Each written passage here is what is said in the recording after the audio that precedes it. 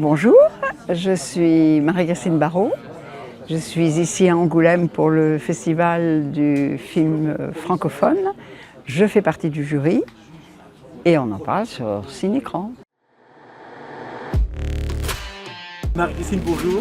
Vous êtes ici donc au festival du film francophone. Comment vous avez accueilli la proposition de Marie-France et Dominique Et ils n'ont pas eu à me le proposer, c'est moi qui me suis proposé. Je suis venue l'année dernière proposer accompagner un film qui d'ailleurs était un peu en contrebande parce que c'était un film italien.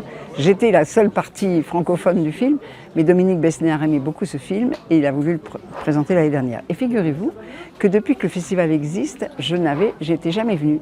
Une ou deux fois, il y avait une proposition parce que j'étais dans un film et j'étais pas libre et tout. Quand j'ai vu l'ambiance du festival, j'ai dit à Dominique Besnéard et Marie-France Brière, je veux revenir et je veux faire partie du jury parce que je pense que faire partie du jury, c'est vraiment être au cœur de la fête. Voilà, vous voyez les films, rien ne vous échappe, vous êtes là. Donc voilà, ils ont accepté, ils m'ont fait très plaisir. Pour le coup, quelle spectatrice êtes-vous? Est-ce que vous avez préparé? Est-ce que vous avez compulsé le catalogue pour savoir quels étaient les films, Non. quels étaient les réalisateurs? Pas du tout. J'ai regardé, et il y en a beaucoup que je ne connais pas, donc que je vais découvrir. Ah non, je ne veux pas avoir des idées préconçues. Non, je pense qu'il vaut mieux arriver comme ça, prêt à être étonné, à aimer, à être ému, sans a priori. Vous sentez une responsabilité particulière au final à accorder plusieurs prix à des jeunes réalisateurs? C'est pas forcément le côté que je préfère, le côté distribution des prix, parce que ça veut dire machin est meilleur que machin et tout, ça me gêne un peu, mais il faut en passer par là, et puis ça fait plaisir à ceux qui les reçoivent. Mais c'est surtout, moi, la découverte, le partage, et faire en sorte que, par exemple, je suis sûre que je vais rentrer après en ayant eu plusieurs coups de cœur et en parlant à tout le monde, en disant mais il faut absolument que vous alliez voir ce film, c'est formidable, même s'il n'a pas eu de prix. Oui, bien sûr. Voilà, c'est plutôt ça, être un organe de transmission. Quelle image vous aviez de Franck Dubosc avant de rentrer? Est-ce que vous le connaissiez? Ah non, mais je suis amoureuse de Franck Dubosc. Non, mais depuis quelque temps, Franck Dubosc a fait un virage qui ne pouvait que le rapprocher de moi. Et j'ai adoré ses derniers films, j'ai adoré le Jura, l'ours dans le Jura, j'ai adoré tout. Et en fait, ça faisait partie aussi, quand j'ai appris que c'était lui qui serait le président du jury, j'ai été encore plus dans le côté « Ah non, je veux faire partie du jury, je veux faire partie du jury ». Mais ça va être amusant parce que moi, je connais Franck, bon, Jean-Paul Salomé, je connais ses films, mais je pense qu'on est tous des personnalités tellement différentes. Bon, je suis de loin la doyenne, bien sûr, mais il y a tous les âges, il y a tous les pays, il y a toutes les fibres différentes de cinéma. Je pense que ça va être très drôle. Vous avez un film qui sort le 9 septembre, c'est le film de Charlie Bourgeois-Péquet, Il avait une femme. Est-ce que vous pouvez nous en dire un mot, ce qui vous a plu dans Oh, j'ai adoré ce film. D'abord, déjà, je suis folle de Léa Drucker. Dès qu'il y a un film avec Léa Drucker, je cours, je vole.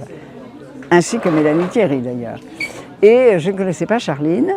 Et quand elle m'a présenté ce scénario, j'ai lu le scénario comme une œuvre littéraire avant même d'être cinématographique, parce que c'est construit par quelqu'un qui est proche de la littérature, et avec des personnages de femmes magnifiques. Ce personnage de mère qui rentre dans Alzheimer m'a beaucoup touchée.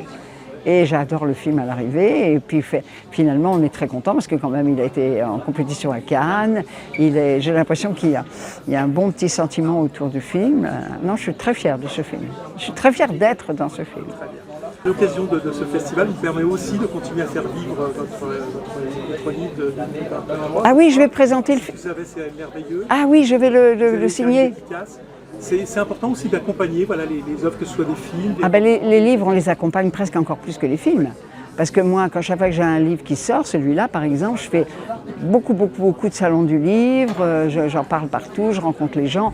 C'est presque tout un travail d'accompagnement, mais un vrai travail, et de rencontre aussi avec les gens. Ouais. En plus, comme c'est un livre qui est assez concis, hein, il n'est pas très long à lire, et dans beaucoup de salons du livre, il y a des gens qui venaient me l'acheter et qui revenaient le lendemain en me disant « je l'ai lu ». C'est formidable ça, un témoignage direct. Ouais. J'imagine que c'est très émouvant parce que c'est en plus quelque chose de... Ce livre est quelque chose de très personnel, très personnel. Et ça m'a permis de parler d'un sujet qui est À mon âge, on ne peut pas ne pas penser à la mort. Et comment la mort m'a accompagnée toute ma vie. Depuis, j'ai eu à la fin la malchance de perdre des êtres chers, mon père quand j'étais quand même très jeune. Et la mort a donc toujours été une espèce de grand questionnement, même adolescente, à l'âge où d'habitude on n'y pense pas beaucoup. Et je m'aperçois vraiment que c'est une force en même temps, c'est une force. Et c'est une force aussi à mon âge de savoir que c'est un chemin et que ce chemin mène là. Et qu'il faut s'y préparer, mais s'y préparer dans la joie et la bonne humeur. Hein. Il y a une phrase très très belle qui est mise en écho. Oui, les vivants ferment les yeux des morts, mais ce sont les morts qui ouvrent les yeux des vivants. Et ça, je le crois volontiers. Chaque fois qu'on accompagne quelqu'un de proche ou d'ami qui meurt, on a l'impression que c'est un message qu'il nous laisse et un accompagnement qu'il va faire et qui va nous permettre de grandir. Le plaisir de l'écriture, il est particulier. Est-ce qu'il est très différent du plaisir de... C'est pas vraiment un plaisir parce que c'est trop ponctuel pour moi. Je ne suis pas un écrivain. À chaque fois, il faut que je m'y mette. C'est terrible. Parce que moi, un acteur, par définition, c'est quelqu'un qui est dans l'action et qui est tout le temps en train de bouger. Écrire, c'est ne serait-ce que s'asseoir pour écrire. Et moi, je suis toujours, ouais, il faut bouger, il faut bouger. Je pense que j'écrirai plus, mais peut-être, on ne sait jamais. Peut-être que j'en écrirai encore un, j'en sais rien. Mais je ne suis pas un écrivain, moi. Je suis quelqu'un qui parle simplement de mon expérience, de ma vie, que j'aime bien partager, c'est vrai. Mais je la partage dans les interviews. Finalement, mes livres, c'est presque simplement des interviews écrites, quoi. Mais il faut s'y mettre. Et j'ai la chance de travailler beaucoup, beaucoup. Là, je suis sur 3 spectacles de théâtre en même temps, un passé, un présent, un qui arrive, plus les tournages, plus tous ces spectacles que je fais avec de la littérature et de la musique, où j'ai passé mon été à courir d'un festival à l'autre. Je travaille beaucoup et j'ai de la chance parce que c'est ça que j'aime le plus. C'est le plaisir de la transmission. Travailler et transmettre. Là, la transmission, elle passe aussi par le regard que le public jette sur votre œuvre, votre travail, votre implication. Est-ce que c'est important pour vous aussi d'échanger justement à l'occasion de dédicaces ou là, vous allez voir plein de gens Quand je joue au théâtre, je préviens toujours les directeurs de théâtre, quand je joue en tournée, et quand je joue à Paris, ça se fait tout seul, que je reste après, s'il y a un foyer ou quoi que ce soit. Si les gens restent, je viens parler avec eux pendant le temps qu'ils veulent. Boire un coup et parler avec eux de ce qu'ils viennent de voir, de la vie, de tout. Ça, pour moi, c'est vraiment la raison d'être de mon métier. C'est de rencontrer les gens.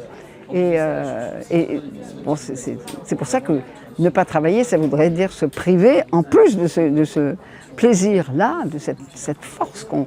Et quand je parle avec les gens, évidemment, les gens qui ont mon âge, ils m'ont suivi plus ou moins depuis que j'ai commencé, et on a l'impression qu'on a vécu des vies parallèles quand même. Et quel regard vous portez aujourd'hui sur la jeune fille que vous étiez à l'époque de Manu Chemaud, votre premier vrai rôle au cinéma? Est-ce que vous avez un souvenir particulier lié à cette... Alors, pas forcément... Ah si, Manu Chemaud, bien sûr, mais moi, je porte un regard très, très tendre et très fort sur la petite fille que j'étais. La petite fille de 13, 14, 15 ans qui projetait sa vie, et la vie que je projetais, c'est la vie que j'ai menée. C'est pour ça que je crois que je suis très sereine comme vieille dame, parce que j'ai vraiment l'impression que je ne suis pas passée à côté de ma vie. Vous avez fait tellement de choses différentes aussi. Oui, mais chaque fois, vous savez, mon mot préféré, c'est oui. Oui, parce que derrière oui, il y a toujours du plus, de la vie, des rencontres et tout. Non, c'est... Alors, il y a une façon de dire oui qui est non et non qui est oui, mais j'aime tellement dire oui.